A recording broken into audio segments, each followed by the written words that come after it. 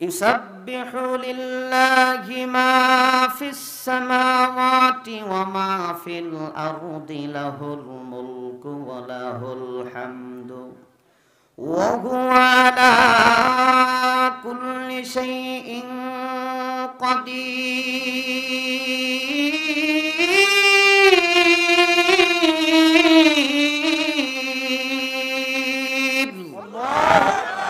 কার কথা? লাহুল মুলকু ওয়া লাহুল হামদু, বলে রাজত্ব যার দুনিয়াতে, রাজত্ব যার আসমানে। লাহুল মুলকু ওয়া লাহুল হামদু, বলে রাজত্ব যার, প্রশংসা হবে তার। কথা বলেন ঠিক কি না? বহু ক্ষমতাশীল ব্যক্তি আমরা দেখেছি, অসংখ্য ক্ষমতাশীল ব্যক্তি দুনিয়ার জমিনে ছিল রে। কারো ক্ষমতা 5 বছর টিকছে, পরবর্তীতে টিকে নাই। কারো ক্ষমতা 16 বছর টিকেছে, পরবর্তীতে টিকে নাই। কারো ক্ষমতা 10 থেকে 20 বছর টিকেছে রে, তারপরে আর টিকে নাই। কিন্তু দুনিয়ার ক্ষমতার শুরু আছে, শেষ আছে। আল্লাহ তাআলা বেশি বাহাদুরি করলে জুতার বাড়ি দিয়া নামাইয়া দেয়। মুসলমান ভাইরা আমার, দুনিয়াতে অসংখ্য ক্ষমতাশীল ব্যক্তি আমরা দেখেছি রে। এই ক্ষমতার শুরু আছে, শেষ আছে। এই রাজত্বর শুরু আছে, শেষ আছে।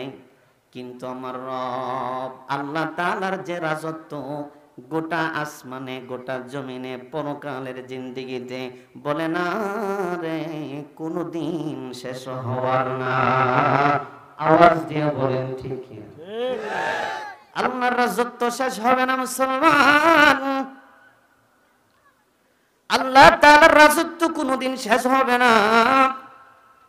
সেই জন্যই তো তাফসীরি কারকরা বলেছেন লাহুল মুলকু ওয়া লাহুল হামদু, বলে রাজত্ব যারে, প্রশংসা হবে তার।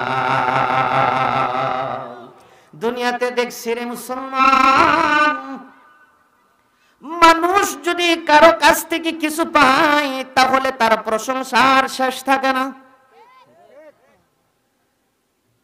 চেয়ারম্যানের কাছে কিছু পাইলে পরে চেয়ারম্যানের প্রশংসা, মাতবরের কাছ থেকে কিছু পাইলে পরে মাতবরের প্রশংসা, মেম্বারের কাছ থেকে কিছু পাইলে বলে মেম্বারের প্রশংসা, এমপি মন্ত্রীর কাছ থেকে কিছু পাইলে প্রশংসার সীমা থাকে না। মুসলমান ভাইরা আমার, এবার আওয়াজ দিয়ে বলেন তো দেখি মুসলমান, দুনিয়াতে মানুষ মানুষের চাহিদা কতটুকু পূরণ করবে রে? আমার রব আল্লাহ তাআলা বান্দার চাহিদা যতটুকু পূরণ করবে, ততটুকু কেউ করতে পারবে নাকি? বলে না রে। আমার আল্লাহ তাআলা বান্দার সমস্ত চাহিদাগুলো পূরণ করে থাকেন। পূরণ করনে ওয়ালা একমাত্র হচ্ছেন আমার আল্লাহ, ঠিক কি না? সেজন্য আল্লাহ তাআলা বলছেন হাসবি আল্লাহু লা ইলাহা ইল্লাহু আলাইহি তাওয়াক্কালতু ওয়া হুয়া রাব্বুল আরশিল আযীম।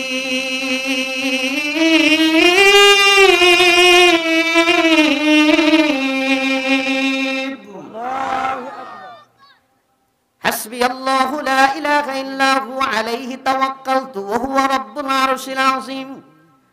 মুসলমান, এমন রবের উপর ঈমান আনি নাই রে, যে রব গরিব, একবার দিলে পরে আর দিতে চাইবে না, ঠিক কি না? এমন রবের গোলামি করি না রে, যে রব একবার দিলে পরে দ্বিতীয়বার নিষেধ করে দিবে। এমন রবের উপর ঈমান আনি নাই, যে রব একবার দেওয়ার পরে তার ভান্ডার থেকে ভান্ডার ফুরিয়ে যাবে। বলে না রে, আল্লাহর ভান্ডার কোনোদিন ফুরাবে না, ফুরাবে না, ফুরাবে না। একবার দিলে পরে দ্বিতীয়বার গরিব হওয়ার সম্ভাবনাও নাই। আমার আল্লাহ তাআলা বলেন বান্দারে চারে, তুই চাইবি, চাইলেই তো আমি আল্লাহ তাআলা দেওয়ার জন্য প্রস্তুত আছি। সেই জন্য আওয়াজ দিয়া বলেন আল্লাহ আমাদের রব। ঠিক কিনা? আল্লাহ আমার রব, ওই রবি আমার সব। আল্লাহ আমার রব, ওই রবি আমার সব। আল্লাহ আমাদের জন্য যথেষ্ট কিনা? চিল্লায়া বলেন যথেষ্ট কিনা? আওয়াজ দিয়া বলেন আল্লাহ আমাদের জন্য যথেষ্ট কিনা? যদি এটা মনে করেন তাহলে বুঝবো ইমানের ভিতরে ভেজাল আছে। আওয়াজ দিয়া বলেন আল্লাহ আমাদের জন্য যথেষ্ট কিনা? এই দুই হাত তুলে বলেন আল্লাহ আমাদের জন্য যথেষ্ট কিনা? আল্লাহ আমার রব, ওই রবি আমার সব। আল্লাহ আমার রব, ওই রবি আমার সব। দমে দমে তন মনে তারি অনুভব। আল্লাহ আমার রব, ওই রবি আমার সব। ঠিক কিনা? মুসলমান ভাই আমার, এটা হলো একটা প্রশংসা হবে সেই জন্যই, কারণ আসমান এবং জমিনের ক্ষমতা একমাত্র যার, তিনি হচ্ছেন আমার আল্লাহ। ঠিক কিনা বলেন? সেই দুনিয়ার জিন্দেগিতে আমার রব আল্লাহ তাআলা আমাকে আপনাকে দুনিয়াতে প্রেরণ করে ছেড়ে দেয় নাই। বলে না রে, হাজারো রকমের নিয়ামত তোমার পিছনে লাগাইয়া দিছি। সুবহানাল্লাহ।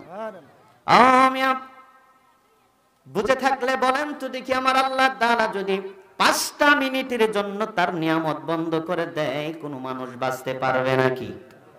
বাঁচা সম্ভব নাকি? বলে না।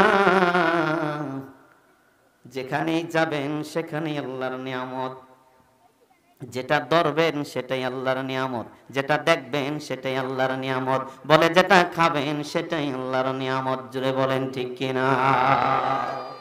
সেই জন্যই তো আমার রব আল্লাহ তাআলা বলেন, বান্দা শুনো,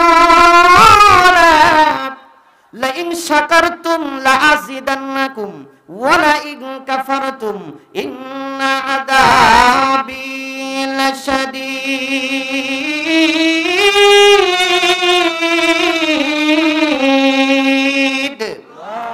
না, পিছনের ভাইগুলো একবারে আওয়াজ দিতেছ না। জিলাপি খায় নাই না? খিদা লাগছে? খিদা লাগছে? খিদা একবার আওয়াজ দিয়া বলেন আল্লাহু আকবার। জোরে আওয়াজ দিয়া আল্লাহু আকবার। এমন জোরে আওয়াজ দিবেন মানুষের জন্য বুঝতে পারে কিছু একটা হইছে। হইছেই তো, ঠিক কিনা? কারণ আল্লাহ তাআলার রহমতের চাদরে এখন আমরা আছি। এই প্যান্ডেলের বাহিরে যারা, তারা না, আমরা এখন রহমতের চাদরে আছি, গুনাহ মাফের জায়গায় আছি। আল্লাহর কসম করে বলি, যতক্ষণ এখানে বসে থাকবেন আমল নামায় কোনো গুনাহ হবে না, বরঞ্চ আল্লাহ তাআলা গুনাহগুলো মাফ করবে, আমল নামায় সব দিয়ে পরিপূর্ণ করে দিবে। সেজন্য মুসলমান ভাইরা আমার, কোন নিয়ামতের স্বীকার আপনি করবেন? আল্লাহ তাআলা হাজারো রকমের নিয়ামত আমাদেরকে দিয়েছেন। ওরে ভাই, হাজারো রকমের গোশত আমাদের জন্য হালাল করছেন, কি করেন নাই? সবাই আমার দিকে তাকাবেন, সবাই মাশাআল্লাহ। অনেকে এসে বসে যাচ্ছে, মাশাআল্লাহ। আমার দিকে তাকান তো সবাই। প্রিয় ভাইরা, হাজারো রকমের নিয়ামত আল্লাহ তাআলা আমাদেরকে দিয়েছে। অসংখ্য নিয়ামত আল্লাহ তাআলা আমাদেরকে দিয়েছে। হরেক রকমের গোশত আল্লাহ তাআলা আমাদের জন্য হালাল করছেন, কি করেন নাই? হরেক রকমের মাছ আল্লাহ তাআলা আমাদের জন্য হালাল করেছেন। শুধু কি তাই না রে, হরেক রকমের ফল আল্লাহ তাআলা আমাদের জন্য, কত দামি দামি নিয়ামত আল্লাহ তাআলা আমাদেরকে দিয়েছেন। কোন নিয়ামতের অস্বীকার করবেন? অস্বীকার করার ক্ষমতা আছে নাকি? আওয়াজ দিয়ে বলেন। অস্বীকার করা যাবে না। সেই জন্যই তো আল্লাহ তাআলা বলেন, ফাবিআইয়ি আলাই রাব্বিকুমা তুকাজ্জিবান।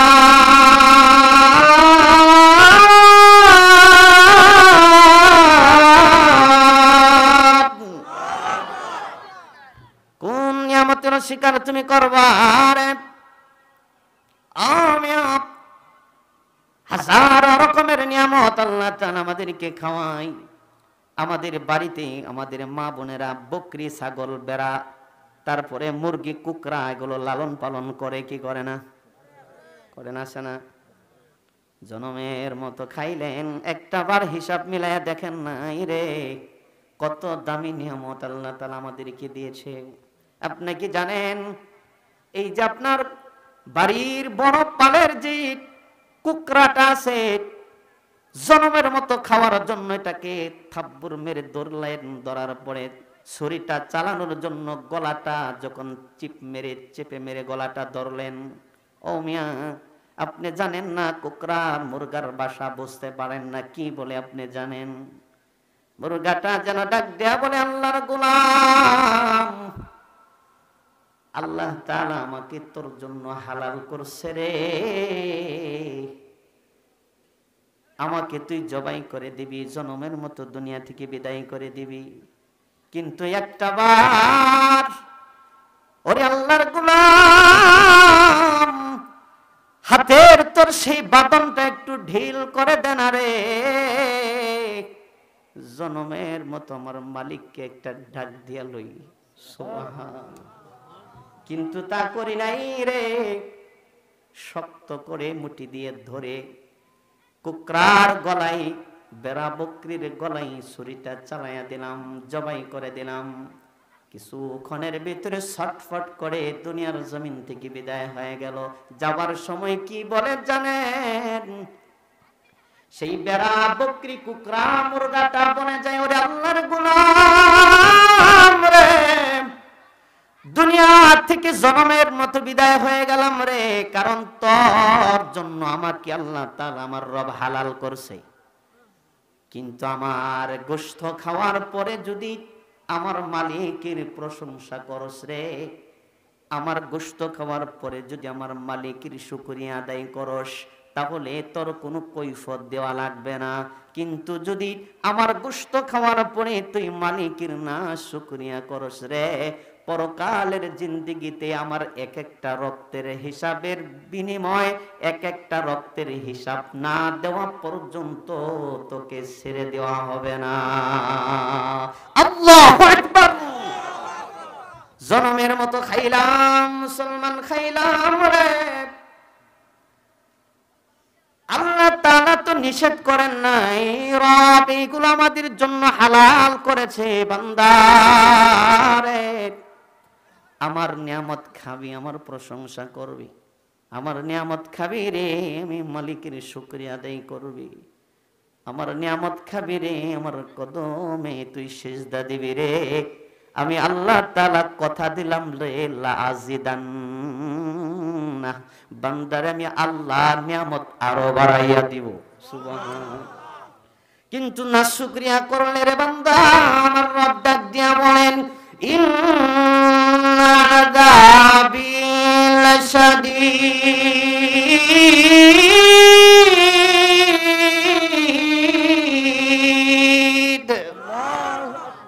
না শুকরিয়া যদি করিস রে, আমার আযাব বড় কঠিন। মুসলমান ভাইরা আমার, সেই জন্যই দিলের কান লাগাইয়া কথাগুলো বোঝা লাগবে। আল্লাহ তাআলার এই সমস্ত নিয়ামতের শুকরিয়া আদায় করে শেষ করা যাবে? আল্লাহ তাআলার এই সমস্ত নিয়ামতের গণনা করে বান্দা কোনোদিন শেষ করতে পারবে না। সেই জন্যই যত নিয়ামত আমরা খাই, রবের শুকরিয়া বেশিতে বেশি আদায় করার দরকার আছে না নাই? এই আওয়াজ দিয়া বলেন, আছে কিনা? আচ্ছা, 2 নাম্বার। নাম্বার 3, আল্লাহ তাআলা কথা দিলের কান লাগায় শুনতেছেন? যত নিয়ামত আল্লাহ তাআলা দিয়েছেন, সমস্ত নিয়ামত গুলাই দামি না কম দামি? একবার আওয়াজ দিয়া বলেন। কম দামি কোনো নিয়ামত নাই, তবে স্পেশাল কিছু দামি নিয়ামত আছে। স্পেশাল কিছু দামি নিয়ামত আল্লাহ তাআলা আমাদেরকে দিয়েছেন। তার মধ্যে 1 নম্বরে আমি সবসময় বলে থাকি, যেটা হলো স্পেশাল দামি নিয়ামত। তার ভিতরে আমাদেরকে কোনটা হালাল করেছেন, কোনটা হারাম করেছেন, কোরআনের মাধ্যমে আমরা বুঝতে পারি জান্নাতের ঠিকানা, জাহান্নামের ঠিকানা, জাহান্নামের রাস্তা কোনটা, জান্নাতের রাস্তা কোনটা। কোরআনুল কারীমের মাধ্যমে আমরা বুঝতে পারি রে কি আমল করলে পরে আমাদের রব আমাদেরকে জান্নাত দিবে। কোরআনুল কারীমের মাধ্যমে আমরা বুঝতে পারি কোন নিষিদ্ধ আমল করলে পরে আমাদের ঠিকানা হয়ে যাবে জাহান্নাম। আওয়াজ দিয়ে বলেন কথা ঠিক কিনা? আল্লাহ তাআলা পথ খুলে দিয়েছেন মুসলমান। সেই মহাগ্রন্থ আল কোরআনুল কারীম, আখিরি জামানার পয়গম্বর রাসূল করিম সাল্লাল্লাহু আলাইহি সাল্লাম বলেছেন, তোমার জীবন ব্যবস্থা, তোমার রাষ্ট্রীয় ব্যবস্থা, তোমার সমাজ ব্যবস্থা, ব্যক্তিগত ব্যবস্থা, পারিবারিক ব্যবস্থা, সাংসারিক ব্যবস্থা, বলে সংসদ পর্যন্ত দেশ কিভাবে চালাবে, বলে জীবন কিভাবে চালাবে, জীবন ব্যবস্থা কিভাবে হবে, পারিবারিক জীবন, ব্যক্তিগত জীবন, কোরআনের হুকুম আর আইন অনুযায়ী যদি তোমরা তোমাদের জীবনকে সাজাইতে পারো রে, কিয়ামতের দিন কোরআনুল কারীম সুপারিশ করে আল্লাহর জান্নাতে পৌঁছায়া দিবে। এই আওয়াজ দিয়ে বলেন সুবহানাল্লাহ। সেজন্যই কোরআনের দাম আছে না নাই? আমাদের ঘরে কোরআন আছে, সবার ঘরে আছে তো? মা বোন যারা আছেন ওয়াজ শুনতেছেন, আমাদের ঘরে কোরআনুল কারীম আছে, কিন্তু কোরআনের কদর আমরা বুঝি না, ঠিক কিনা বলেন? তেলাওয়াত নাই। কোরআনুল কারীম ঘরের উপরে, ড্রেসিং টেবিলের উপরে, আলমারির উপরে, বলে শোকেজের উপরে, দেওয়ালের উপরে, তক্তার উপরে, কাঠের উপরে, বলে দিন পেরিয়ে সপ্তাহ, সপ্তাহ পেরিয়ে মাস, মাস পেরিয়ে বছর, বছর পর বছর চলে যায় রে, একটা দিনের জন্য ধরা হয় না, শোনা হয় না, তেলাওয়াত করা হয় না, কদর করা হয় না। আওয়াজ দিয়ে বলেন ঠিক কিনা? বাহিরের দুলাবালি যাইয়া কোরআনুল কারীম দুলাযুক্ত, মহিলাযুক্ত হয়ে আছে মুসলমান, ঘরের ভিতরে শান্তি কেমন করে আসবে? একবার আওয়াজ দিয়ে বলেন ঠিক কিনা বলেন? আমিও পয়গম্বর আরবি সাল্লাল্লাহু আলাইহি সাল্লাম বলেছেন, ঘরের ভিতরে যদি শান্তি আনতে চাও, ঘরটা যদি জান্নাতি ঘর বানাইতে চাও, তাহলে কোরআনুল কারীমের আওয়াজ তেলাওয়াত চালু করে দাও ঘরের ভিতরে। আল্লাহর কসম করে বলি, ঘরটা আল্লাহ তাআলা জান্নাতি ঘর বানাইয়া দিবে। স্বামী স্ত্রীর ভিতরে মিল, মহব্বত, ভালোবাসা দিয়া আল্লাহ তাআলা ভরপুর করে দিবে। কিন্তু আজকে সমাজে সেই কোরআনের কদর, আমরা কোরআনের দাম দিতে জানি? বলে দাম দিতে জানি না। প্রিয় ভাই আমার, সেই সূত্র ধরে মহাগ্রন্থ আল কোরআনুল কারীম থেকে সূরা আলে ইমরানের 102 নম্বর আয়াতে কারিমা আমি আপনাদের সম্মুখে তেলাওয়াত করেছি। কোরআনুল কারীম এটা এমন একটি দামি এবং বরকতময় কিতাব মুসলমান, আহা, বলে এটা হাত দিয়া ধরলেও পরে আল্লাহ হাতের সগীরা গুনাহ মাফ করে দেয়। সুবহানাল্লাহ, আল্লাহু আকবার। বলে জবান দিয়ে তেলাওয়াত করলে পরে, বলে জবানের জীবাণুগুলো আল্লাহ তাআলার সেই কালামুল্লাহ শরীফ কোরআনুল কারীমের তেলাওয়াতের মাধ্যমে জবানের যে কীট বা জবানের যে জীবাণুগুলো আছে, সেই জীবাণুগুলো আল্লাহ তাআলা কোরআনুল কারীমের সেই তেলাওয়াতের মাধ্যমে জবান থেকে পড়ে যায়। সুবহানাল্লাহ। কোরআন পড়লে সব হয়, আমরা সবাই জানি, ঠিক কিনা? সব হয় কি হয় না?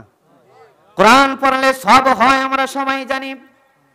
কিন্তু একটা কথা আপনি কোনদিন শুনছেন কি শুনেন নাই আমার জানা নাই। আল্লাহ তাআলা বলছেন, বান্দা শোনো, وَإِذَا تُلِيَتْ عَلَيْهِمْ آيَاتُهُ زَادَتْهُمْ إِيمَانًا وَعَلَى رَبِّهِمْ يَتَوَكَّلُونَ।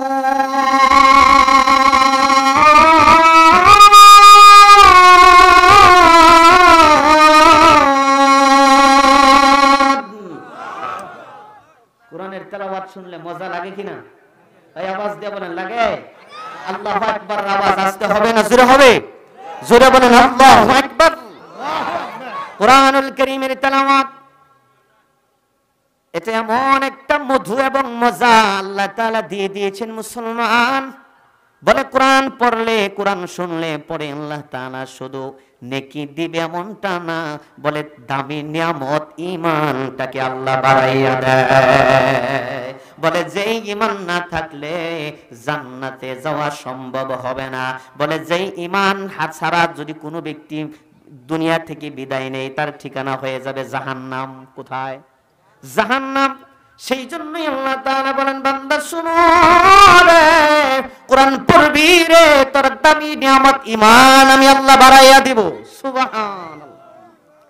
প্রিয় ভাই আমার, সেই জন্যই কাফের বেঈমানদের স্লোগান ছিল লা তাসমাউ লিহাদাল কুরআন।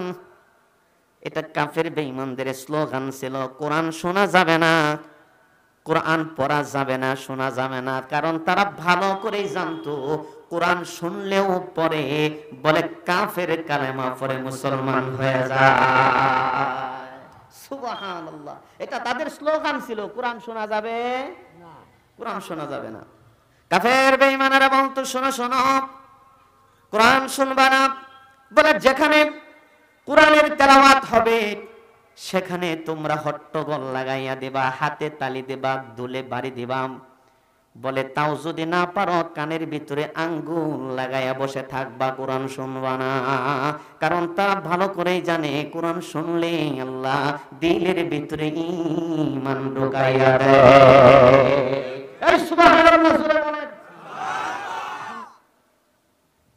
আজও এক শ্রেণীর আবু জেহেল মার্কা লোক আছে, বলে কোরআনের তেলাওয়াত ভালো লাগে না, কোরআনের মজমা ভালো লাগে না, কোরআনের জলসা ভালো লাগে না, কোরআনের মাহফিল ভালো লাগে না। আওয়াজ দেয়া বলেন ঠিক কিনা?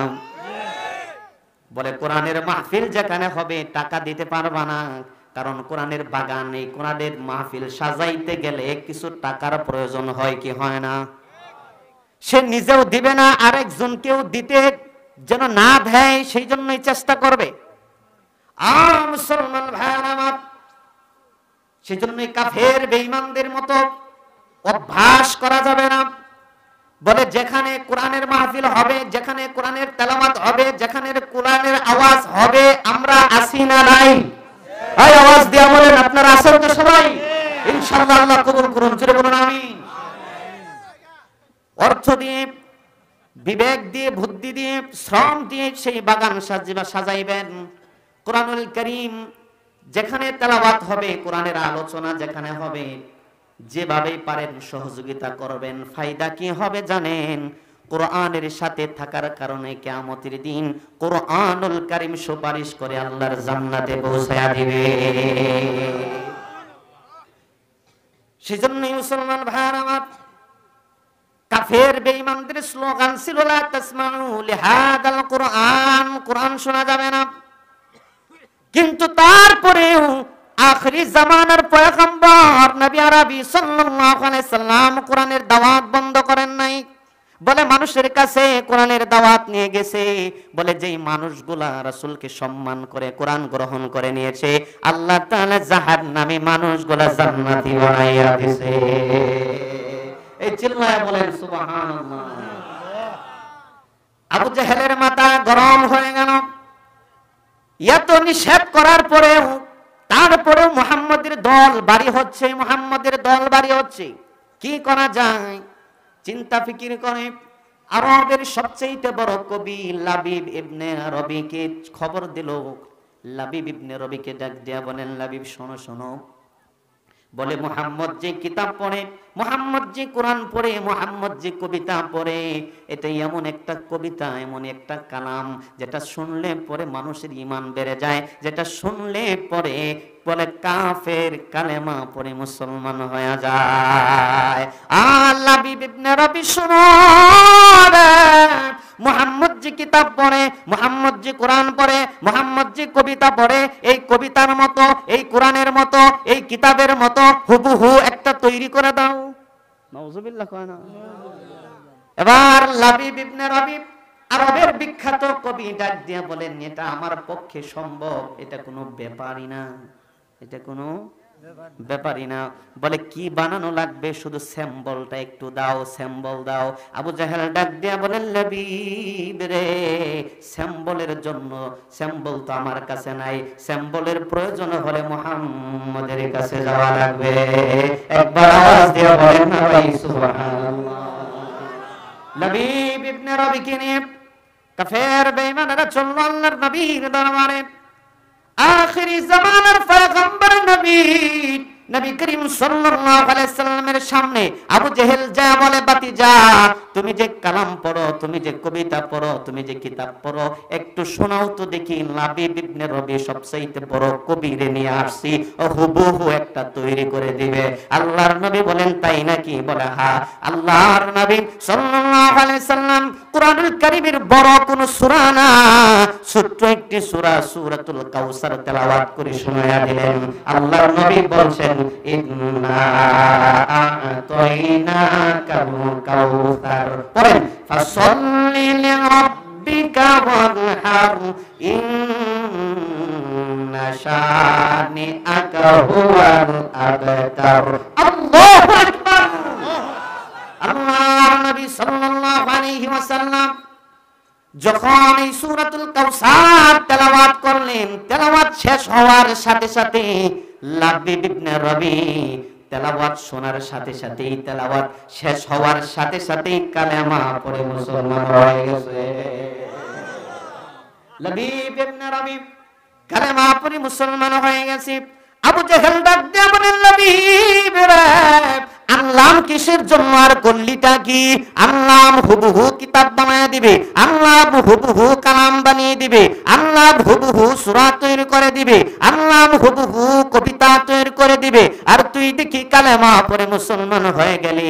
লাবিব ইবনে রবি ডাক দিয়ে বলেন, আবু জেহেল শোনো শোনো, মুহাম্মাদের জবান থেকে যেটা আমি শুনেছি রে, এটা মুহাম্মাদের বানানো কোনো রচিত কোনো কিতাব না, কোনো কবিতা না, কোনো কালাম না, এটা হলো আল্লাহ রাব্বুল আলামিনের কালাম। আমি বুঝতে পেরেছি এটা আল্লাহর পক্ষ থেকে জিবরাইলের মাধ্যমে রাসূলের কাছে আসে, সুতরাং দেরি করলেই বেজার, তাই কালেমা পড়ে মুসলমান হয়ে গেছি। জোরে বলেন সুবহানাল্লাহ। প্রিয় ভাই, যেই কিতাব, যে কোরআন পড়লে পরে দিলের ভিতরে ঈমান সৃষ্টি হয়ে যায় রে, বলে সেই কিতাবের সাথে থাকতে আমরা সবাই রাজি আছি। এইখানে আওয়াজ জোরে বলেন ইনশাআল্লাহ।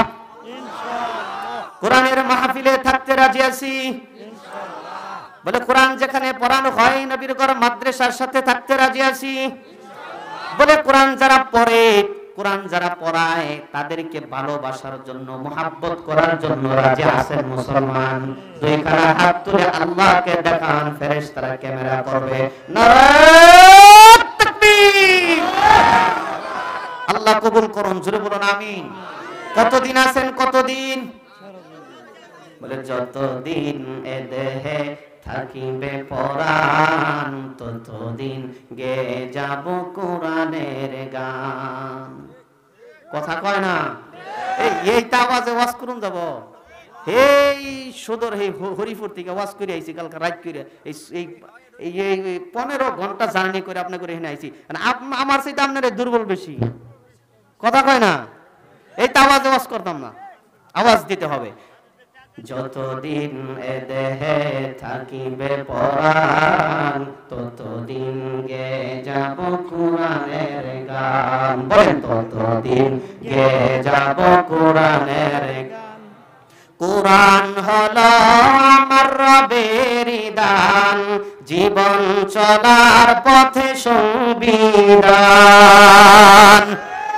কোরআন হলো আমার রবের দান, জীবন চলার পথে সংবিধান। কোরআনে আমার জীবন মরণ, কোরআনে আমার জীবন মরণ, কোরআনে জানের জান। ততদিন গে যাব কোরআনের গান। বলেন ততদিন গে যাব কোরআনের গান। কেড়ে নিতে চাই যারা কোরআনের মান, রোখে দাঁড়াবো যাতে যাই জাত প্রাণ।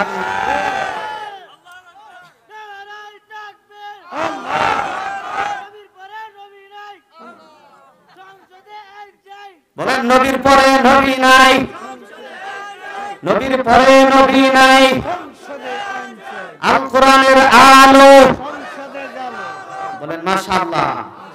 কেড়ে নিতে চাই যারা কোরআনের মান, রুখে দাঁড়াবো যাতে যাই যাক প্রাণ।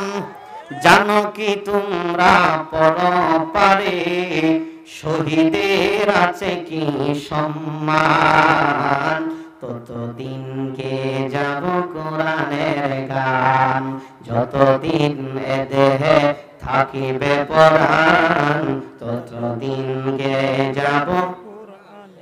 রাজি আছেন মুসলমান? সেজন্য আমি স্পষ্ট করে জানিয়ে দিতে চাই, কোরআন হলো আমার জীবন, কোরআন হলো আমার মরণ, কোরআন হলো আমার জীবন ব্যবস্থা, কোরআন হলো আমাদের সংবিধান। সুতরাং এই কোরআনকে যদি কোনো কুলাঙ্গার বাজে মন্তব্য করতে চাই, এই কোরআনকে যদি কেউ অবমাননা করে, সেই নাস্তিকের বিরুদ্ধে দাঁত ভাঙ্গা জবাব দিতে কে কে রাজি আছেন? দোকানে হাত তুলে দেখান। আল্লাহু আকবার। আল্লাহ তাআলা কবুল করুন, জোরে বলুন আমিন। এই কোরআনের জন্য জীবন দিতে প্রস্তুত আছেন? ইনশাআল্লাহ আওয়াজ দিয়ে বলেন। কারণ বিগত বহু দল আমরা দেখেছি প্রকাশ্যে কোনো গুনাহের কাজ বন্ধ করতে পারে। সুতরাং সব দল দেখা শেষ, আল কোরআনের বাংলাদেশ, ঠিক কিনা বলেন? আল্লাহ তাআলা আমাদের বাংলাদেশকে আল কোরআনের জন্য কবুল করুন, চিল্লায়া বলেন আমিন। প্রিয় মুসলমান ভাইরা আমার, আরেকটু সময় যদি চলবে? মাশাআল্লাহ, আপনাদের আগ্রহ আছে কিন্তু আমি পারব না। প্রিয় ভাইরা আমার, দিলের কানটা লাগাইয়া কথাগুলো বোঝার চেষ্টা করেন, মনোযোগ দেন।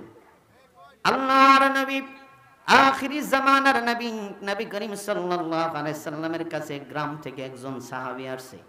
কোথা থেকে? এই আওয়াজ দিলে হবে না, কথা বললে হবে না। গ্রাম থেকে আল্লাহর রাসূলের কাছে একজন সাহাবী আসছে। আল্লাহর নবীর কাছে সাহাবী এসে বলেন, নবী, ওগো নবী, বহু দূর থেকে আমি আপনার কাছে আসছি। নবী গো, আমি শুনতে পেরেছি আপনার কাছে কে জানি গীত শোনায়, আর সেই গীত আপনি সাহাবায়ে কেরামকে শোনান। সুবহানাল্লাহ। গ্রাম্য ব্যক্তিটা কিভাবে রাসূলের সাথে কথা বলবে রে? ভাষা পাইতেছিল না, কিভাবে রাসূলের সাথে কথা বলবে? কারণ একটা সময় গেছে রে, বৃদ্ধ বাবারা বলতে পারবে গান, কেউ গীত বলতো, ঠিক কিনা বলেন? গ্রাম্য সাহাবী ডাক দিয়া বলেন, নবী গো, ইয়া রাসূলুল্লাহ, ও নবী, বহু দূর থেকে গীত শোনার জন্য আসছি। আল্লাহর নবী বুঝতে পারলেন আমার এই সাহাবী গীত শোনার জন্য না রে, কোরআন শোনার জন্য আসছে। কি শোনার জন্য? কিন্তু তার ভাষায় সে সাহাবী ডাক দিয়া বলেন, নবী, আমি তো সেটাই শোনার জন্য আসছি। সুবহানাল্লাহ। আল্লাহর নবী সাল্লাল্লাহু আলাইহি সাল্লাম তার কথায় রাগান্বিত হলেন না, কাছে ডাইকা আনছে। কাছে ডাইকা আনার পরে সাহাবীকে ডাক দিয়া বলেন, সাহাবী রে, তোর কপাল কত ভালো রে। বলে, ইয়া রাসূলুল্লাহ, কেন? বলে, এই তো কিছুক্ষণ পূর্বে জিবরাইল আমিন আমার কাছে ওহী নিয়ে আসছিল। ও সাহাবী, এমন একটা সূরা আমাকে ওহী দিয়া গেছে রে, যেই সূরার ভিতরে আমার রব আল্লাহ তাআলার পরিচয় আছে। সেই সূরার নাম হলো সূরাতুল ইখলাস। বলে, তোর কপাল কত ভালো। আর সাহাবী রে, আমার কাছে জিবরাইল ওহী দিয়া গেছেন, আর হযরত জিবরাইল আমিন এই সূরার ফজিলত বর্ণনা করে গেছে রে। বলে, আমার উম্মতের ভিতরে নারী হোক আর পুরুষ হোক, এই সূরাতুল ইখলাস আল্লাহ তাআলার পরিচয়যুক্ত সূরা কেউ যদি একবার তেলাওয়াত করে রে, 10 পারা কোরআনের সওয়াব আল্লাহ তাআলা তার আমলনামায় দান করে দিবে। বলে, 10 পারা কোরআন পড়ার সওয়াব আমলনামায় দিয়ে দিবে। সাহাবীরা, আমার উম্মতের ভিতরে নারী হোক আর পুরুষ হোক, এই সূরাতুল ইখলাস যদি কেউ 2 বার পড়ে রে, আমার আল্লাহ তাআলা তাকে 20 পারা কোরআন তেলাওয়াতের সওয়াব আমলনামায় দিয়ে দিবে। কেউ যদি 3 বার পড়ে রে সাহাবী, আমার আল্লাহ তাআলা তারে এক খতম কোরআন পড়ার সব আমল নামায় দান করে দিবে। কেউ যদি 9 বার পড়ে সাহাবী শুনো, কেউ যদি 6 বার পড়ে 2 খতম কোরআন পড়ার সব আমল নামায় দিবে। কেউ যদি 9 বার তেলাওয়াত করে রে আমার আল্লাহ তাআলা 3 খতম কোরআন পড়ার সব আমল নামায় দিয়ে দিবে। কেউ যদি 10 বার পড়ে রে আমার আল্লাহ তাআলা জান্নাতে তার জন্য একটা ঘর নির্মাণ করবে। চিল্লায়ে বলেন সুবহানাল্লাহ। এবার সাহাবীর আকর্ষণ কম না বেশি? যখন এটার ফজিলত শুনতে পেরেছে সাহাবীর আকর্ষণ বেড়ে গেছে। রাসূলের চেহারার দিকে তাকিয়েছে, বলেন নবী জলদি করে আমার এই সূরাটা আপনি শোনান। সুবহানাল্লাহ। আল্লাহর নবী সূরাতুল ইখলাস পড়া শুরু করে দিলেন। পড়েন সবাই, কুল হুয়াল্লাহু আহাদ আল্লাহুস সামাদ লাম ইয়ালিদ ওয়া লাম ইউলাদ ওয়া লাম ইয়াকুল লাহু কুফুয়ান আহাদ। আল্লাহু আকবার। একবার শোনাইছি।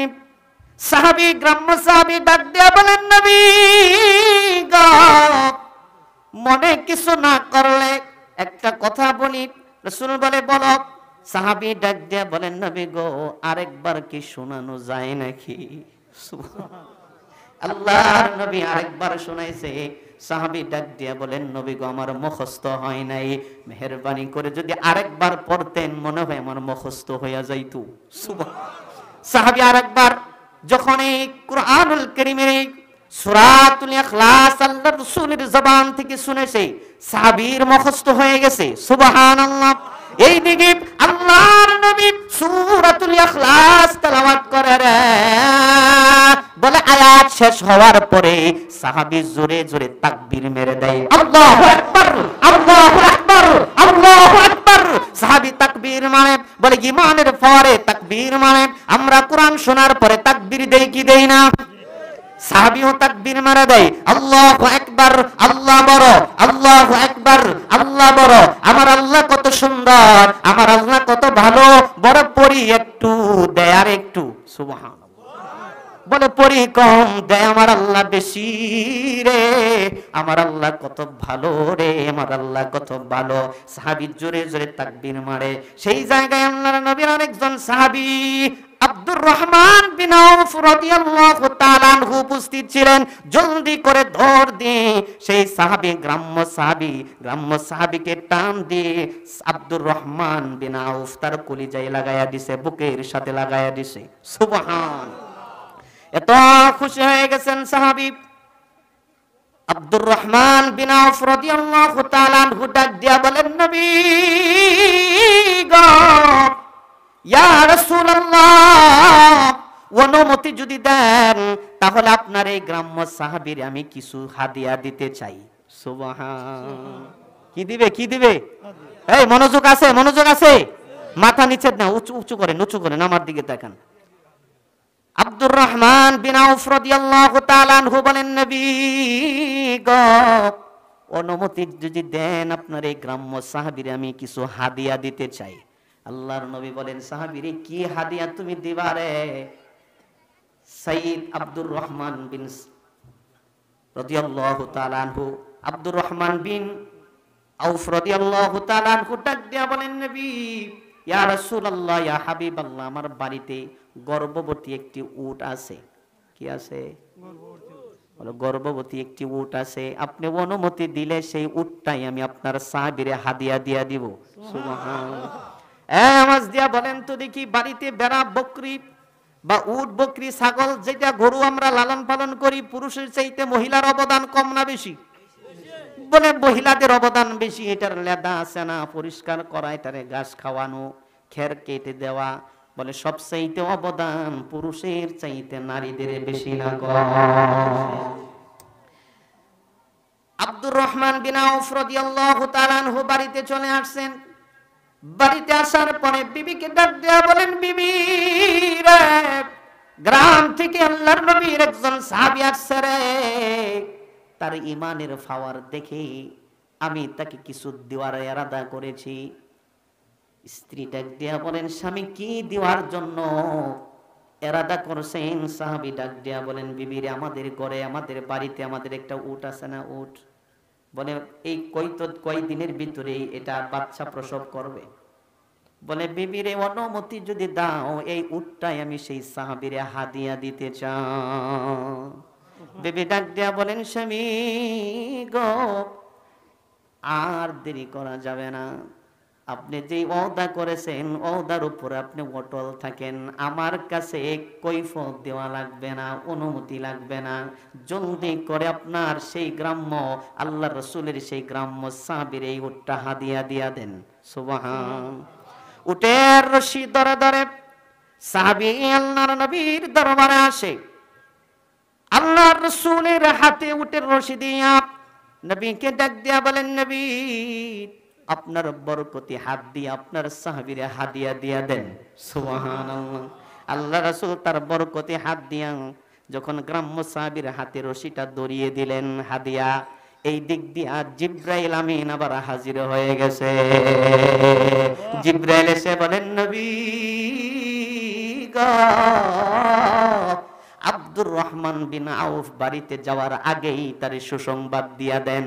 বলে কি রে? জিবরাইল আমিন ডাক দিয়া বলেন, আমার আল্লাহ আমাকে পাঠাইছেন নবী গো। বলে আব্দুর রহমান বিন আউফকে সুসংবাদ দিয়া দেন, সে খুশি হইয়া আপনার গ্রাম্য সাহাবীরে একটা উট হাদিয়া দিল রে। আমার আল্লাহ তাআলা বলে দিয়েছেন পুরস্কার হিসাবে একটা উটের বিনিময়ে পরকালে জান্নাতে তার জন্য 1000 উট আল্লাহ তাআলা প্রস্তুত করে রাখছে। বলে উট দিছে একটা, আল্লাহ তাআলা জান্নাতে তার জন্য রাখছে 1000টা। এই জোরে আওয়াজ দিয়া বলেন সুবহানাল্লাহ। তাহলে মুসলমান ভাইরা, যে কথা বলতেছিলাম, কোরআন পড়লে শুধু আল্লাহ নেকি দেয় না রে, কোরআন পড়লে আমার আল্লাহ তাআলা ঈমান বাড়াইয়া দেয়, ঈমান বাড়াইয়া দেয়। বলে এমন পর্যায়ে বাড়ে রে, দুনিয়ার কারো সামনে মাথা নত করে না, গায়রুল্লাহর সামনে মাথা নত করে না। বলে ব্যবসার উপরে ভরসা নাই, ক্ষেতের উপর ভরসা নাই, দোকানের উপরে ভরসা নাই, কোনো মানুষের উপর ভরসা নাই, মাজার গাজার উপরে ভরসা নাই। একমাত্র যার উপরে ভরসা করে, আওয়াজ দিয়া বলেন না ভাই, তিনি কে? ওয়ালা রাব্বিহিম ইয়াতাওয়াক্কালুন।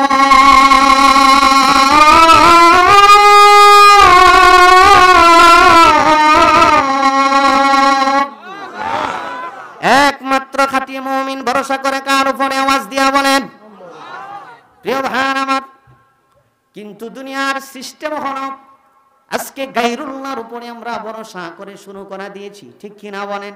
ইয়াকা না'বুদু ওয়া ইয়াকা নাস্তাইন, নামাজে আল্লাহ তাআলার কাছে সাহায্য চাওয়ার পরে আবার মাজারে সন্তান চায়, এমন মানুষ বুঝি আপনাদের ফুলবাড়িয়ায় নাই? আর জোরে বলেন, আছে না নাই? আবার এক শ্রেণীর মানুষ আছে মরণকালে ডোলের বাড়ি খাইতে চায়। এই কথা বলেন, ঠিক কি না? মরণকালে কিসের বাড়ি খাইতে চায়? ঢোলের বাড়ি। আমার মরণকালে ঢোল বাঁশি বাজাইও, ঠিক কি না বলে? তরিকার ভাইও, আমার মরণকালে ঢোল বাঁশি বাজাইও, ইসমে আজম গাউসুল আজম পড়িয়া শুনাইও। তরিকার ভাইও, আমার মরণকালে ঢোল বাঁশি বাজাইও। বলে মানুষ মরণকালে ঈমান নিয়ে যাইতে চায় রে। মরণকালে বলে মানুষ দুনিয়াতে যা কিছু করুক না কেন, কিন্তু মরণের সময় ঈমান নিয়ে যাইতে চায়, ঠিক কি না? প্রিয় ভাই আমার, কুখ্যাত সন্ত্রাসী মুসা কালিমুল্লাহকে ফেরাউন যে নির্যাতন করেছিল বছরের পর বছর, শতাব্দীর পর শতাব্দী, জুড়ে বলেন ঠিক কিনা?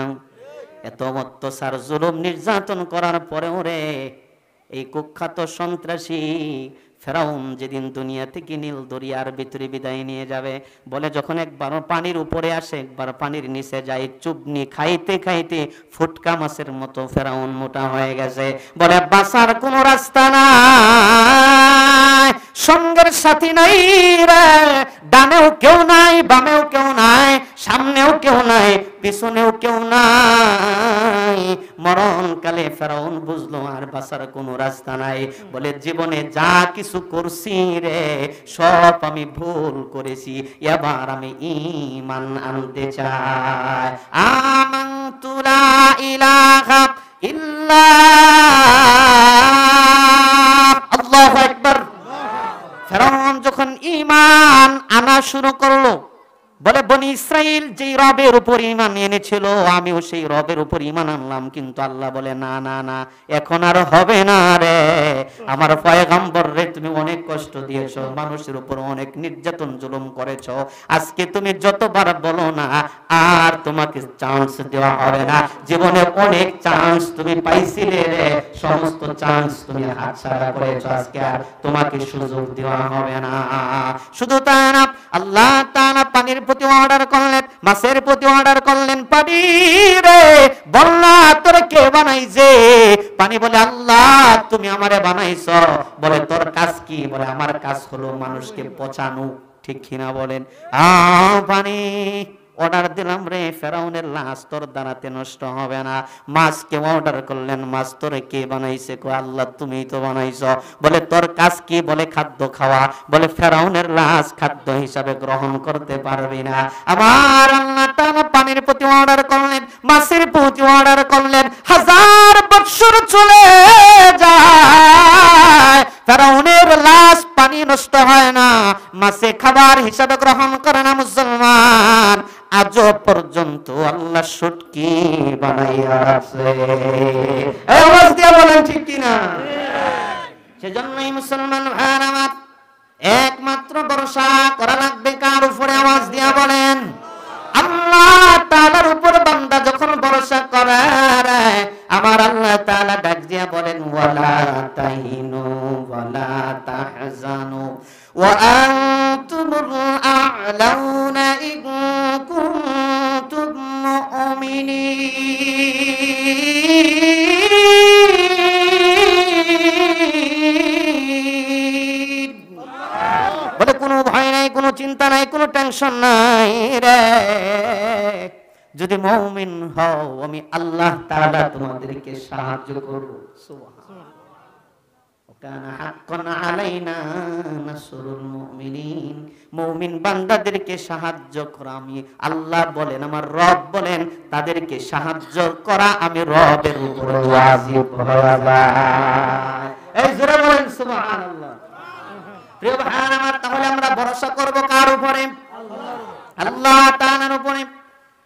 সেই জন্যই আমার রব আল্লাহ সুবহানাহু ওয়া তাআলা ডাক দিয়া বলেন বান্দা শুনো, সূরা আলে ইমরানের 102 নম্বর আয়াতের ভিতরে আল্লাহ তাআলা বলেন ইয়া আইয়ুহাল্লাযীনা আমানু তাকুল্লাহা হাক্কা তুকাতিহি ওয়া লা তামুতুন্না ইল্লা ওয়া আনতুম মুসলিমুন।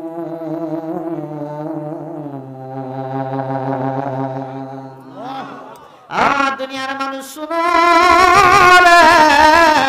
ইয়া আইয়ুহাল্লাযীনা আমানু তাকুল্লাহ, ইমানদারদেরকে আল্লাহ স্মরণ করে, ইমানদারদেরকে ডাক দিয়া বলেন আমানুত্তাকুল্লাহ, আল্লাহকে ভয় করো রে, আল্লাহকে ভয় করো। ইমানদারদেরকে বলেন আল্লাহকে ভয় করো এবং মুসলমান না হইয়া মৃত্যুবরণ করিও না। কার কথা? কারণ আল্লাহ ভালো করে জানে রে, মুসলমান না হইয়া, ইমানদার না হইয়া যদি মৃত্যুবরণ করি রে, সামনে ভয়ঙ্কর আছে না না। এই মরা লাগবে কিনা? এই আওয়াজ দিয়া বলেন মরা লাগবে কিনা? আজরাইল আসবে কিনা? আমার মরণ আসিবে কখন কেউ তো জানে না, আমার মরণ আসিবে কখন কেউ তো জানে না। এই দুনিয়া চিরজীবন থাকার জায়গা না, অন্ধকার কবর যে তোমার আসল ঠিকানা। ঠিক কিনা? এই দুনিয়া দুনিয়া চিরজীবন থাকার জায়গা না, অন্ধকার কবর যে তোমার আসল ঠিকানা। আমার রেখে সবাই চলে আসবে, সঙ্গী হবে না। আমায় রখে সবাই চলে আসবে, সঙ্গে হবে না। আমার মরণ আসিবে কখন কেউ তো জানে না।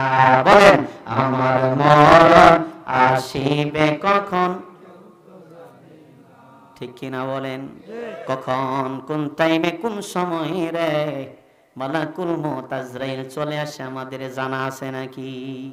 বলে না। আজরাইল দেখবে না তুমি গরিব, আজরাইল দেখবে না তুমি দরিদ্র, আজরাইল দেখবে না তুমি ধনাঢ্য কিনা, আজরাইল দেখবে না তুমি শিক্ষিত না অশিক্ষিত, আজরাইল দেখবে না রে।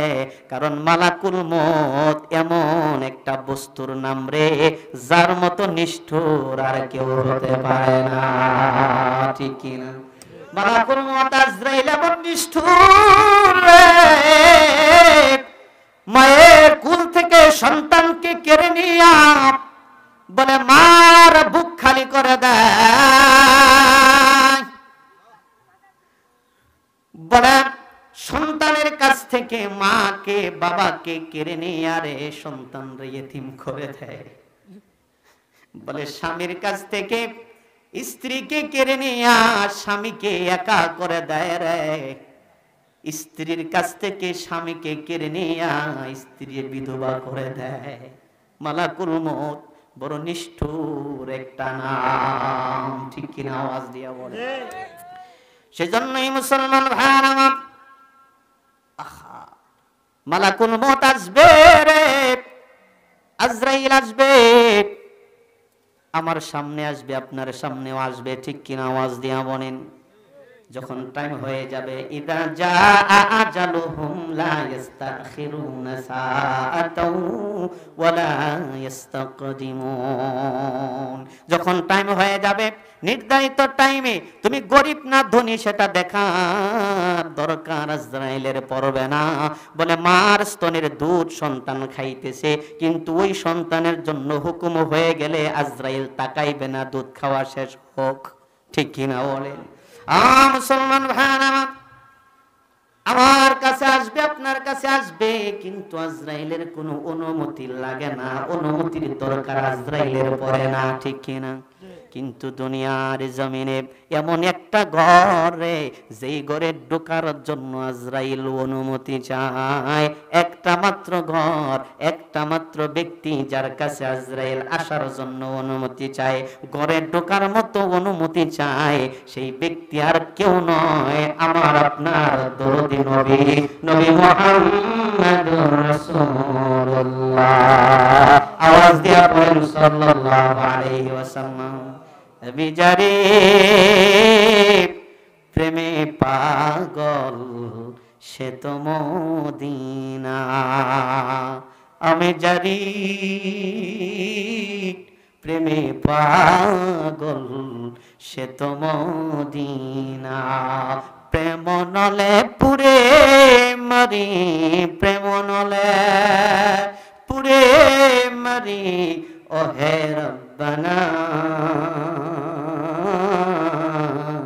আমি যারি প্রেমে পাগল সে তো মদিনা। জোরে বলেন মারহাবা। তাহলে দুনিয়ার জমিনে আরেকটু চলবে না শেষ করে দেব? অনেক সময় হয়ে গেছে। আল্লাহু আকবার। প্রিয় ভাই আমার,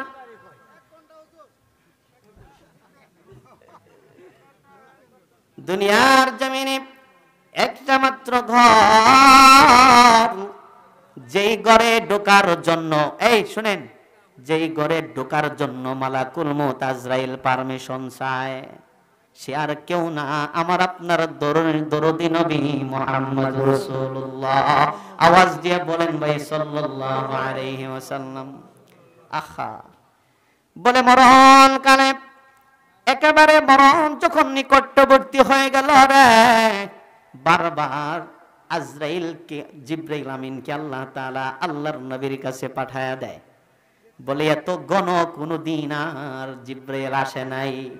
আল্লাহর নবী যখন দুনিয়া থেকে বিদায় হয়ে যাবে রে, বলে বারবার আল্লাহ তাআলা জিব্রাইল আমিনকে পাঠায়। জিব্রাইল আমিন আল্লাহ রাসূলের কাছে এসে বলে, আসসালামু আলাইকা ইয়া রাসূলুল্লাহ, ওগো নবী, আমার আল্লাহ জানতে চাইছে আপনি কেমন আছেন। সুবহান, বারবার জিজ্ঞাসা করে রে। আমার নবী ডাকতে বলেন, জিব্রাইল রে, শরীরটা তেমন ভালো না, অসুস্থতা ভিতরে আছি, অসুস্থতা লাগে। একবার, দুইবার, তিনবার, একদিন, দুই দিন, তিন দিন চলে যায় রে। যেদিন রাসূল দুনিয়া থেকে বিদায় হয়ে যাবে, জিবরাইল আমিন আসছে, আসসালামু আলাইকা ইয়া রাসূলুল্লাহ, নবী গো, আজকে কিন্তু আমি একা আসি নাই গো, আমার সঙ্গে মালাকুল মউত আজরাইল নিয়ে আসছি। নবী গো, বাড়ির বাহিরে, ঘরের বাহিরে আজরাইল দাঁড়ানো, অনুমতি যদি দেন রে, আজরাইল ঘরের ভিতরে প্রবেশ করবে, অনুমতি না পাইলে পরে আজরাইল চলে যাবে। আল্লাহু আকবার। আল্লাহর নবী অনুমতি দিলেন। আজরাইল অনুমতি পাই আল্লাহর রাসূলের কাছে আসলেন। আসসালামু আলাইকা ইয়া রাসূলুল্লাহ, নবী গো, অনুমতি যদি দেন আপনার জান কবজ করব, অনুমতি না পাইলে পরে আমি আজরাইল চলে যাব। আল্লাহর নবী বলেন, আজরাইল সময় চাইলে সময় দিবা? বলে হ্যাঁ আল্লাহ সময় দিবে, কিন্তু পরে আবারই আসবো। বলে সময় ফুরিয়ে গেলে পরে আবার আমি আসব। আল্লাহ রাসূল বলেন, না রে, আর আমার থাকার দরকার নাই, যেহেতু সময় পাইলে পরে ফুরিয়ে গেলে আবার আসবা। সুতরাং আল্লাহর সেই ফেরেশতা আজরাইল ডাক দিয়া বলেন, নবী গো, সময় চাইলে পরে আপনাকে সময় দেওয়া হবে, কিন্তু নবী গো, আমার আল্লাহ তাআলা আপনার দিদারের অপেক্ষায় আছে। জোরে বলেন সুবহানাল্লাহ। মালাকুল মউত আজরাইলকে যখন অনুমতি দিয়ে দিলেন, অনুমতি পাওয়ার পরে মালাকুল মউত আজরাইল আল্লাহ রাসূলের বুকের উপরে যখন হাতটা রাখছে, আল্লাহ রাসূল জাকুনি মেরে হাতটা সরিয়ে দিলেন। মালাকুল মউত আজরাইল রে, আমার মনে হয় রে, তুই উহুদ পাহাড়টা আমি রাসূলের বুকের উপরে চাপিয়ে দিয়েছিস।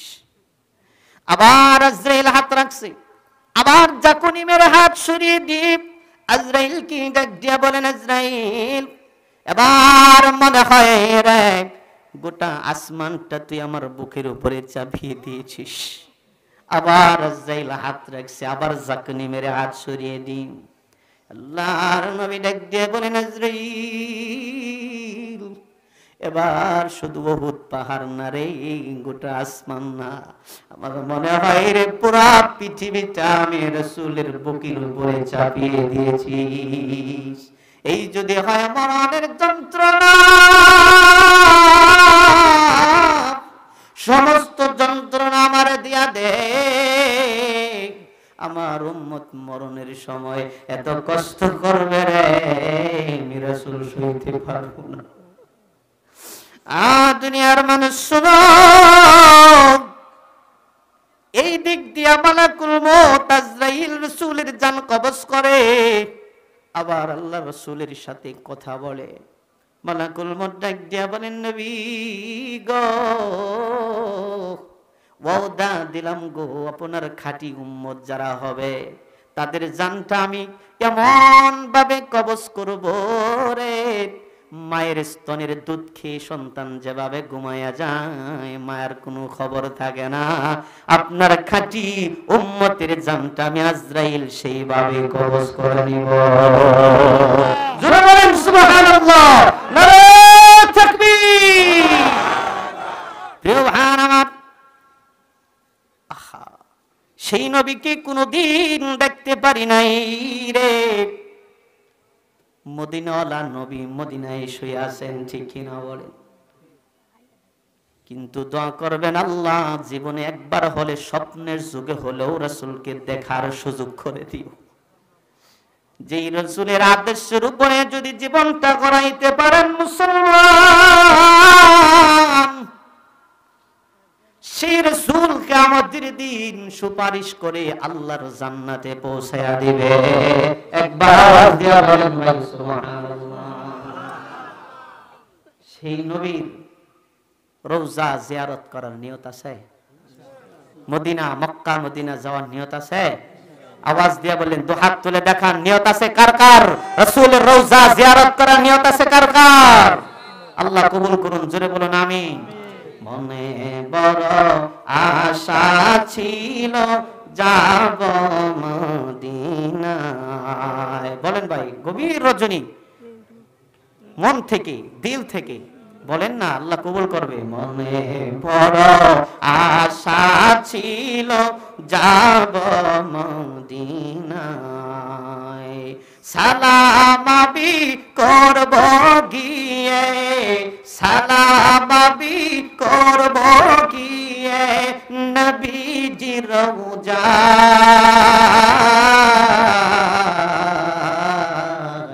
মনে বড় আশা ছিল, আহা মনে বড় আশা ছিল যাব মদিনায়। আরব সাগর পাড়ি দিব নেই যে আমার তরি, পাখি নাই তো উড়ে যাইব ডানাতে ভরে করি। ঠিক কিনা? আরব সাগর পাড়ি দেব নাই যে আমার তরি,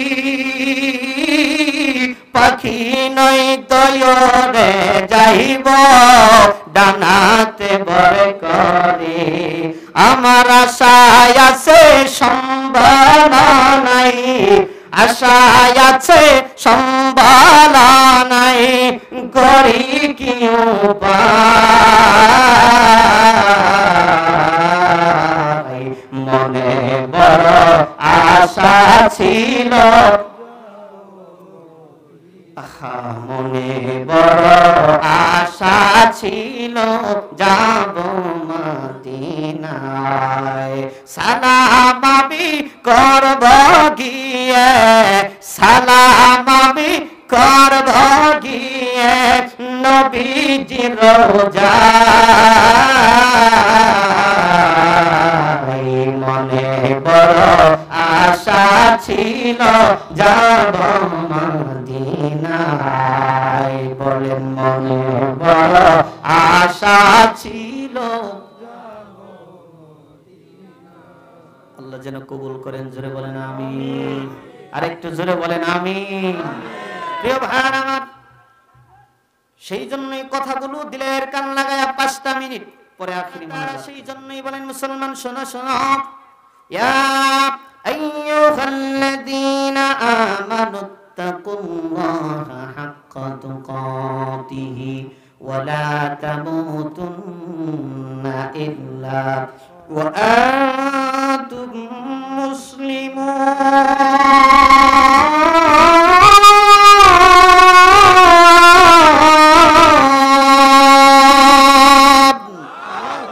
আল্লাহ তাআলা বলেন, বান্দারে শোনো, ঈমানদারদেরকে আল্লাহ তাআলা ডাক দিয়েছেন, আল্লাহকে ভয় করো রে।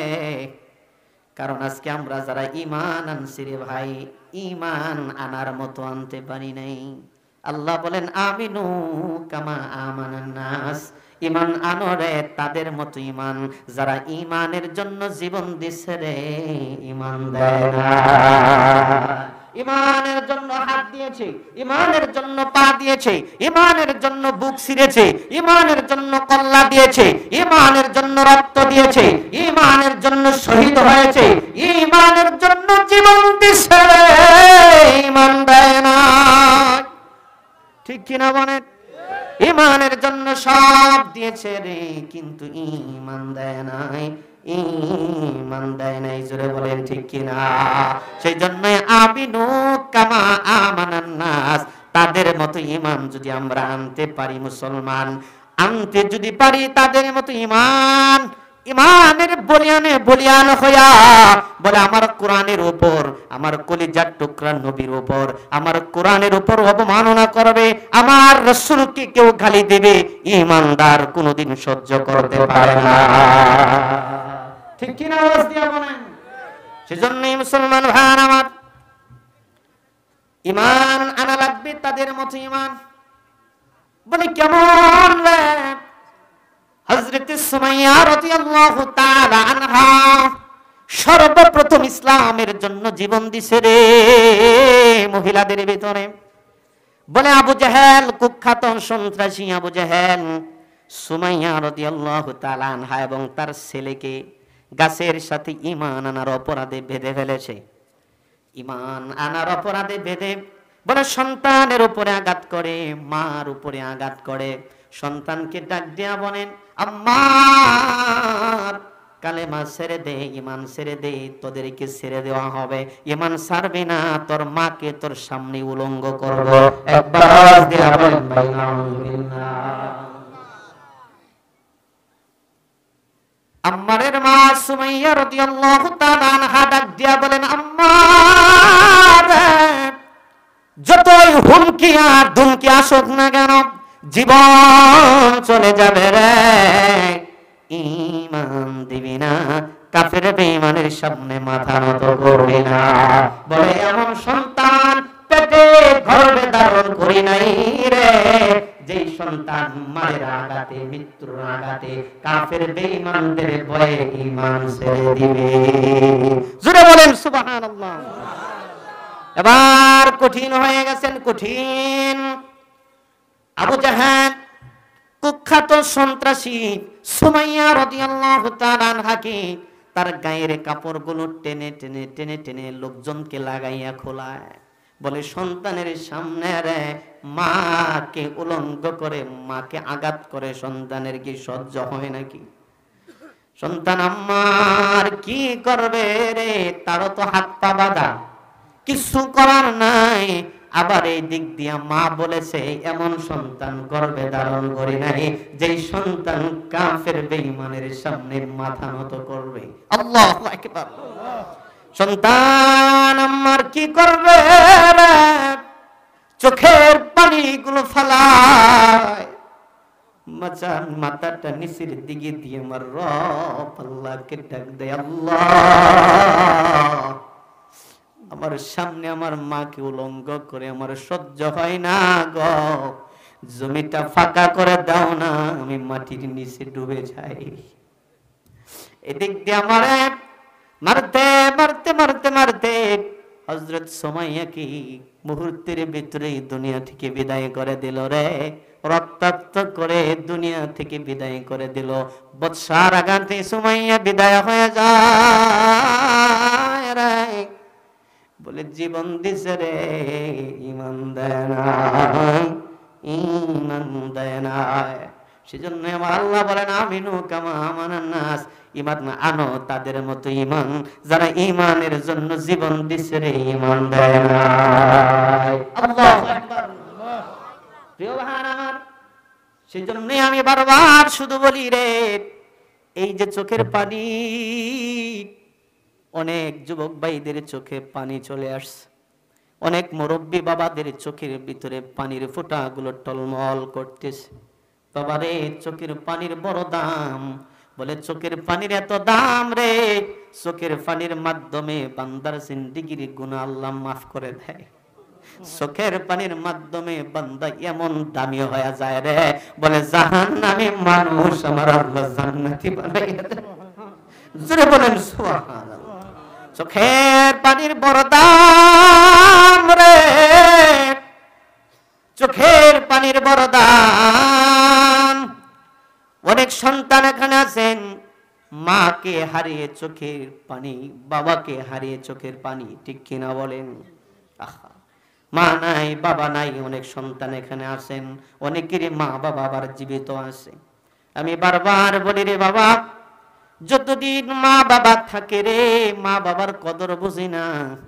বলে মা বাবা দুনিয়া থেকে বিদায় হয়ে গেলে কদর বেড়ে যায়, ঠিক কিনা? অনেক সন্তানেরা আমাদের কাছে আসে, হাউমাউ করে কান্দে, হুজুর একটু দোয়া করেন, আমার মা নাই। বলে কাজকর্ম করে যখন বাড়িতে যায় রে, আম্মা বলে ডাকার মতো ঘরে কেউ নাই। বলে যখন মা ছিল রে, বলে যখন মা ছিল যতই গভীর রাতে বাড়িতে যাইতাম রে, বলে মায়ের দরজাটা খোলা থাকতো। আমার সন্তান বাহিরে কখন জানি আমার সন্তান আসে। এই যে আমি এত গভীর রজনীতে প্রতিদিন মাহফিল করে রাতের বেলায় 3টা 4টা 2টার দিকে বাড়িতে যায় রে, সব দরজা বন্ধ থাকে রে, কিন্তু আমার মায়ের দরজা বন্ধ থাকে না। আমার মায়ের দরজা খোলা থাকে। আমার সন্তান বাহিরে জানি কোন মুসিবতে বিপদের ভিতরে পড়ে যায়। আহা, বলে মা এখন আছে, মার কদর বুঝি না, বাবা আছে, বাবার কদর বুঝি না। যে বাবার কোলে চইরা তুমি ঘুমাইতা, যে বাবারে বুকে জড়াইয়া ঘুমাইতা, যেই বাবার কাঁধে চইরা তুমি বাজারে মেলায় যাইতা, আজকে অনেকের সেই বাবা এতিমের মতো কবরে শুয়ে আছে। মুসলমান, সেজন্যই বলি আল্লাহর কসম করে বলতে পারি রে, যেই যুবক ভাইরা মুরব্বী বাবারা মা বাবার জন্য চোখের পানি ফালাইয়া একটা বার যদি আমার আল্লাহকে ডাক দিতে পারো, আল্লাহ, জোরে আওয়াজ দিয়ে বলেন আল্লাহ। হয় নাই? চিল্লায়া বলেন আল্লাহ। এই আরেকটু আওয়াজ দিয়ে বলেন আল্লাহ। তাকিয়ে দেখুন আমালি, ওগো আল্লাহ, চোখের পানি ফালাইয়া গুনার জন্য মাপ চায়, চোখের পানি ফালাইয়া বাবার জন্য মাপ চায়, মার জন্য মাপ চায়। আল্লাহ, এই চোখের পানির বড় দাম গো তোমার কাছে মালিক। এই চোখের পানির বিনিময়ে আমাদের গুনাহ মাফ করো, আমাদের আব্বা আম্মার জিন্দেগির গুনাহ মাফ করো। যার মা নাই বাবা নাই তার মতো এতিম আসমানের নিচে জমিনের বুকে আর কেউ নাই। মাও নাই যার, বাবাও নাই যার, দুজনা যার হারাইছে সেই বুঝে তার বেদনা। আল্লাহ, তাকিয়ে দেখো তোমার মহব্বতের বান্দাগুলা মা বাবার জন্য চোখের পানি ফালাইয়া মা বাবার জন্য কান্দে। আল্লাহ, সেই মা বাবার কলিজায় তুমি কষ্ট দিও না। আল্লাহ, মা বাবার জিন্দেগির গুনাহ মাফ করে কবর জান্নাতের বাগান বানায়া দাও। একবার চিল্লায়ে জোরে বলেন আমিন। আরেকটা আওয়াজ দিয়া বলেন আমিন। আল্লাহ তাআলা আজকের এই প্রোগ্রামকে কবুল করুন, এই মাহফিলকে কবুল করুন। আল্লাহ সুবহানাহু ওয়া তাআলা এই প্রোগ্রামের খাতিরে অত্র এলাকার সমস্ত মানুষের গুনাহ মাফ করে দিন। কবরে যারা আছে এই প্রোগ্রামের খাতিরে জিন্দেগির গুনাহ মাফ করে কবর জান্নাতের বাগান বানিয়ে দিন। জোরে বলেন আমিন। প্রিয় ভাইরা আমার, আমি আপনাদেরকে প্রায় 1 ঘন্টা 45 মিনিট সময়, প্রায় 2 ঘন্টা সময় দিয়েছি। পরবর্তীতে ভবিষ্যতে কোনো দিন কোনো টাইমে যদি সুযোগ হয়, আমি মুসাফির হালতে আছি, কেউ যাবেন না, উঠবেন না, দোয়া করে দেব ইনশাল্লাহ। কোনো দিন যদি সুযোগ সুবিধা হয় আবার আমি আপনাদের সম্মুখে আসবো ইনশাল্লাহ। তবে ইনশাল্লাহ আরো 2টা প্রোগ্রাম আমার এই অত্র এলাকাতে আছে। একটা হলো 12 তারিখ রাধাকানা সম্ভবত, আরেকটা প্রোগ্রাম হলো 18 তারিখ, এটাও রাধাকানার এদিকেই। 2টা প্রোগ্রাম আমার ডায়েরিতে লেখা আছে। ইনশাল্লাহ দেখা হবে আপনাদের সাথে, সম্ভবত আশপাশেই, হ্যাঁ, রাধাকানা এদিকে আশপাশে ইনশাল্লাহ। ইনশাল্লাহ তো দোয়া করবেন, দোয়া করি আল্লাহ তাআলা আজকের এই আমার কলিজার টুকরা যুবক ভাইরা, ইসলামী ছাত্র আন্দোলনের ভাইরা এই প্রোগ্রামকে সাজিয়েছেন। আপনারা কি খুশি? তবে এই প্রোগ্রাম হওয়াতে অনেকে বেজার, যারা আসছেন তারা তো খুশি, কিছু আছে বেজার আছে। তো আল্লাহ তাআলা তাদের কলিজার ভিতরে ঈমানি নূর দান করুন, আমিন। জোরে বলেন আমিন। প্রিয় ভাইরা আমার, ছাত্র আন্দোলনের ভাইরা এত সুন্দর আয়োজন করে এই যে কোরআন হাদিসের কথা আমাদেরকে শোনাইছেন, আমরা বললাম আপনারা শুনেছেন, এতে কি আপনারা উপকৃত হতে পেরেছেন? ইনশাআল্লাহ বলেন ইনশাআল্লাহ। ফায়দা হয়েছে তো নাকি? কিন্তু আজকে যদি এখানে ছাত্ররা, স্কুলের ছাত্ররা, এখানে যুবক ভাইরা এখানে একটা গানের মজমা বা আসর তৈরি করতে পারতো, ঠিক কিনা বলেন? কিন্তু আল্লাহ তাআলা তাদের দ্বারাতে সেটা না করিয়ে এটা কোরআনের মাহফিল সাজিয়েছেন। আপনারা যারা সহযোগিতা করেছেন, আমি আল্লাহর কসম করে বলতে পারি, যাতে এটা করেছে এবং যারা সহযোগিতা করেছে, কিয়ামতের দিন এই কোরআনুল কারীমের মাহফিলের বাগান সাজানোর খাতিরে কিয়ামতের দিন কোরআন সুপারিশ করে আল্লাহর জান্নাতে নিয়ে যাবে ইনশাআল্লাহ। প্রিয় ভাইরা আমার, মোনাজাত হয়ে যাবে দোয়ার আগে। এই মাহফিলের জন্য অনেক টাকাই তো আপনারা জানেন, একটা প্রোগ্রাম সাজাইতে গেলে সামিয়ানা, কেউ যাবেন না, সামিয়ানা, তা লাইটিং, তারপরে এই যে সাউন্ড